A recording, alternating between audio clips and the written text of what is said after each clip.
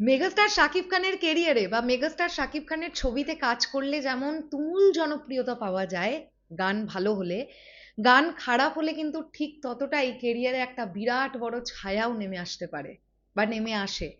Recently একটি ইন্টারভিউতে GM Ashraf, তোমরা সবাই জিএম আশরাফকে চেনো, আমি তারপরেও একবার মনে করিয়ে দিই, বরবাদ সিনেমায় নিঃশ্বাস গানটা যার গাওয়া ছিল সেই জিএম আশরাফ ভাই রিসেন্টলি একটি ইন্টারভিউতে মেগাস্টার শাকিব খানকে কেন্দ্র করে অনেক কথা বলেছেন।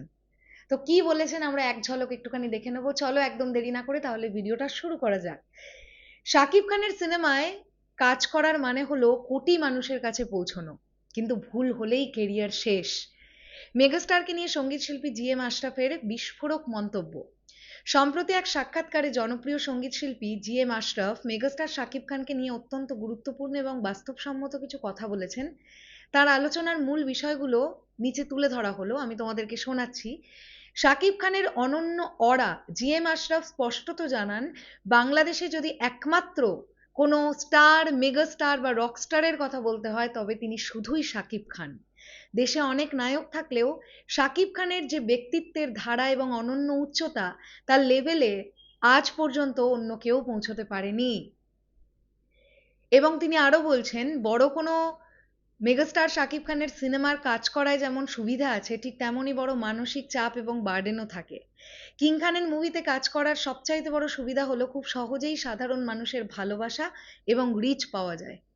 শিল্পী জিএম আশরাফ হেসেই বলেন, শাকিব খানের মুভিতে করা প্রথম কাজটি যদি কোনো কারণে ভালো না হতো তবে তার কেরিয়ারের আর কিছুই অবশিষ্ট থাকতো না। মানে জিএম আশরাফ বলছেন যে যদি কোনো মতে গানটা বাজে হয়ে যেত তাহলে কেরিয়ারের ডাউনফল শুরু হয়ে যেত, কারণ খারাপ কাজ হলে কোটি মানুষের যেমন গালি পৌঁছবে তেমনি সমালোচনাও শুনতে হবে শতগুণ বেশি।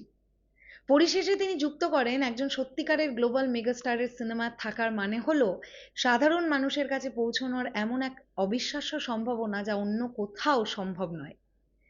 মেগাস্টার শাকিব খানের স্টারডাম এবং তার সঙ্গে কাজ করবার এই নিখুঁত সমীকরণ নিয়ে জিএম আশরাফের এই কথাগুলো পার্সোনালি শরৎ মিউজিক ভেঞ্চার্স টিমের মানে আমাদের তো দারুণ লেগেছে। তোমাদের কেমন লাগলো বা আপনাদের কেমন লাগলো সেটা কিন্তু ডেফিনেটলি কমেন্ট সেকশনে জানাবেন। আর আমি এর আগেও বলেছি, জিএম আশরাফের কাজ আমার ভালো লাগে।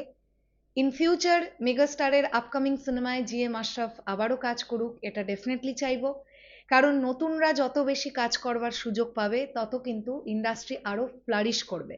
ডেফিনেটলি এটা আমাদের মানতেই হবে, আর নতুনরা তো ভালো কাজ করছে।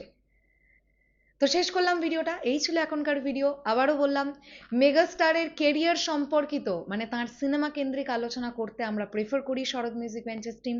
তাই মেগাস্টারকে নিয়ে আমরা সব সময়ের জন্য সেলিব্রেশনের মধ্যে থাকবো। এখন হয়তো সিনেমার আপডেট খুব কম আছে ঠিক, কিন্তু মেগাস্টারের যে অ্যাচিভমেন্ট আছে, মেগাস্টারকে কেন্দ্র করে ইন্ডাস্ট্রির মানুষ যা যা ভালো ভালো কথা বলেন, সেগুলো নিয়ে কথা বলতে গেলেই সারাটা দিন কেটে যায়। শুধু মন থেকে ইচ্ছেটা থাকাটা জরুরি। শেষ করলাম ভিডিওটা, আসছি আবার খুব শিগগিরই, তাহলে এখনের জন্য টাটা।